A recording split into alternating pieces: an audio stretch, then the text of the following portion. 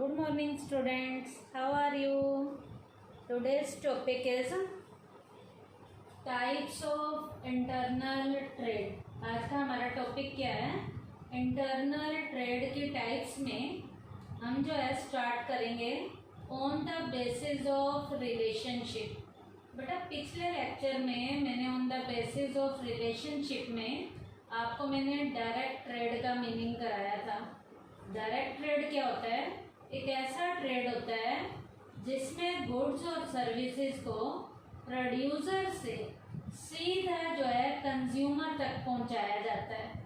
वो ट्रेड कौन सा ट्रेड होता है? डायरेक्ट ट्रेड होता है। डायरेक्ट ट्रेड कौन सा ट्रेड होता है? ऐसा ट्रेड जिसमें गुड्स और सर्विसेज को प्रोड्यूसर से लेकर सीधा कंज्यूमर तक पहुंचाने का काम किया जाता है। पीछे मैंने आपको डायग्राम भी बताया था। गुड्स और सर्विसेज को डिस्ट्रीब्यूट कराने में सबसे पहले प्रोड्यूसर से चलता है, फिर होलसेलर के पास जाता है, फिर रिटेलर के पास जाता है और फिर कंज्यूमर के पास जाता है। लेकिन बेटा जो हमारा डायरेक्ट लेवल का ट्रेड होता है on the basis of relationship में, इस डायरेक्ट लेवल के ट्रेड में गुड्स जो है प्रोड्यूसर से सीधा जो है कंज्यूमर के पास जाती है। वो ट्रेड हमारा कौन सा ट्रेड होता है? डायरेक्ट लेवल का ट्रेड होता है। अब बेटा डायरेक्ट ट्रेड का पीछे मैंने आपको मीनिंग भी कराया था। डायरेक्ट ट्रेड का मैंने आपको जो है डायग्राम भी बताया था। आज जो है हम डायरेक्ट ट्रेड के एडवांटेजेस स्टार्ट करेंगे कि इसके फायदे क्या हैं। सबसे पहला इसका फायदा है no artificial scarcity of goods. इस तरीके से बेटा बनावटी जो है वस्तुओं की तंगी जो है नहीं आती है, जानबूझकर शॉर्टेज को शो नहीं किया जाता। When the goods are sold through mediators, sometimes they stock the goods and create an artificial scarcity। जब गुड्स को मीडिएटर्स के माध्यम से बेचा जाता है, मीडिएटर के माध्यम से क्या मतलब है? होलसेलर के जरिए या रिटेलर के जरिए या एजेंट के जरिए हम बेचते हैं, तो ये मीडिएटर जो है ये बीच में जानबूझकर गुड्स को स्टॉक करके रख देते हैं और जानबूझकर कहते हैं कि माल की क्या हो गई? स्कार्सिटी हो गई, माल की तंगी हो गई। In this way they earn undesirable profit. इस तरीके से माल को जबरदस्ती स्टॉक करके रख लेते हैं और क्या कहते हैं? माल है ही नहीं, और इस तरीके से अनडिजायरेबल लेवल के ये क्या करते हैं? प्रॉफिट कमाते हैं। अब बेटा जिसे माल चाहिए होगा वो कहेगा मुझे चाहिए ही चाहिए, चाहे किसी भी कीमत के ऊपर दो।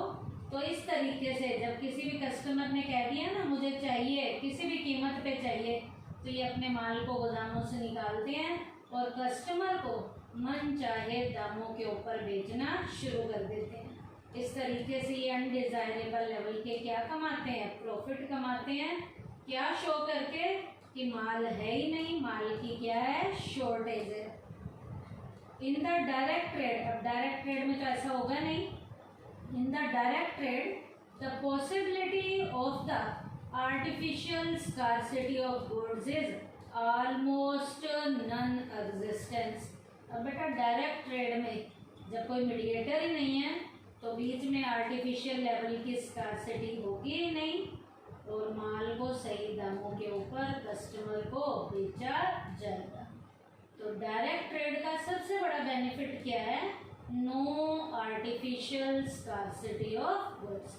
सेकंड है receipt of original goods by the consumer. Consumer के पास बिल्कुल ओरिजिनल लेवल की गुड्स जाती हैं। कंज्यूमर के पास क्या? ओरिजिनल लेवल की गुड्स जाती हैं। क्यों? क्योंकि बेटा बीच में मिलावट तो ये मीडिएटर करते हैं, लेकिन डायरेक्ट ट्रेड में तो माल सीधा प्रोड्यूसर से कंज्यूमर के पास जाएगा। तो यहाँ पर ओरिजिनल लेवल की गुड्स जो है कंज्यूमर तक पहुँचेंगी। कौन से ट्रेड में? डायरेक्ट ट्रेड में। The consumer receive the original goods from the producer. अब बेटा कस्टमर के पास माल ओरिजिनल जाएगा क्योंकि वो सीधा किसके पास से जा रहा है? प्रोड्यूसर के पास से जा रहा है। The possibility of adulteration because of the presence of the mediator is reduced. अब बेटा बीच में कोई मीडिएटर ही नहीं है तो अडल्ट्रेशन के चांसेस खत्म हो जाएंगे, मिलावट के चांसेस खत्म हो जाएंगे और ओरिजिनल लेवल का जो माल होगा वो सीधा प्रोड्यूसर से किसके पास जाएगा, कंज्यूमर तक जाएगा।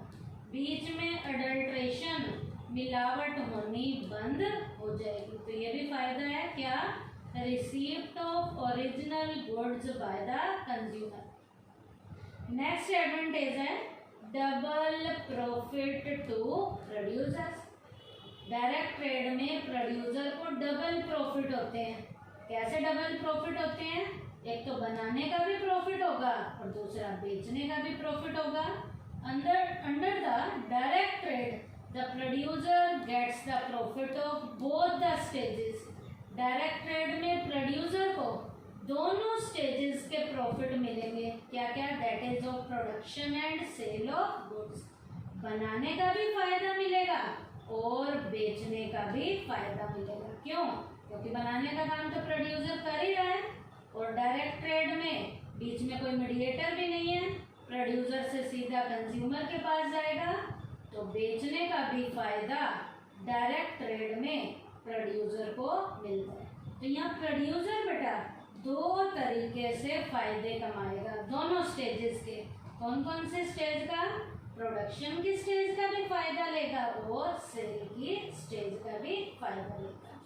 नेक्स्ट है availability of goods at lower price to the consumer.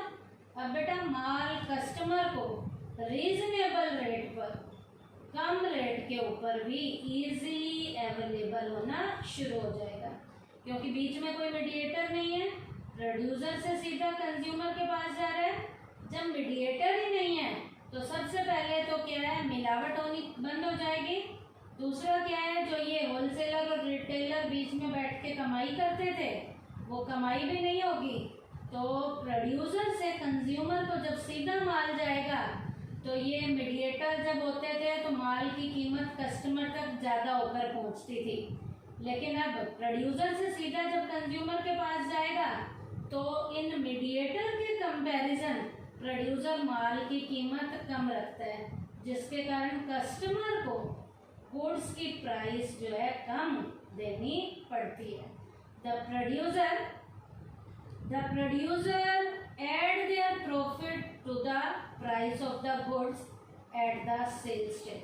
अब बेटा प्रोड्यूसर जो है सेल की स्टेज में ही थोड़ा बहुत प्रॉफिट कमाने के लिए उस प्रोडक्ट की प्राइस में थोड़ा बहुत प्रॉफिट का हिस्सा क्या करता है, ऐड करता है। बट देयर इज, ये क्या होगा, कम होगा। But this is less than the one added, this is one added by the mediator. अब बेटा प्रोड्यूसर जो है माल में जो प्रॉफिट का हिस्सा ऐड कर रहा है वो मीडिएटर के कंपैरिजन काफ़ी कम ऐड करता है, जिसके कारण बेटा कस्टमर को वही माल यदि बीच में मीडिएटर होते तो महंगे दामों पे मिलता। अब डायरेक्ट ट्रेड है, बीच में मीडिएटर नहीं है, तो कस्टमर को वही माल रीजनेबल रेट के ऊपर मिलेगा। क्या, क्योंकि बीच में कोई भी मीडिएटर नहीं है। प्रोड्यूसर ही प्रोडक्ट की प्राइस में थोड़ा बहुत सेल के टाइम अपना प्रॉफिट का हिस्सा जोड़कर प्रोडक्ट कंज्यूमर को बेचता है, लेकिन मीडिएटर के कंपैरिजन वो प्रोडक्ट की प्राइस ज़्यादा नहीं करता। क्यों, क्योंकि कस्टमर तक इस तरीके से कम रेट के ऊपर माल डायरेक्ट ट्रेड के जरिए क्या होता है, अवेलेबल होता है। तो ये पॉइंट क्या था, availability of goods at lower price to consumer. उसके बाद है benefit of cash sales to producer.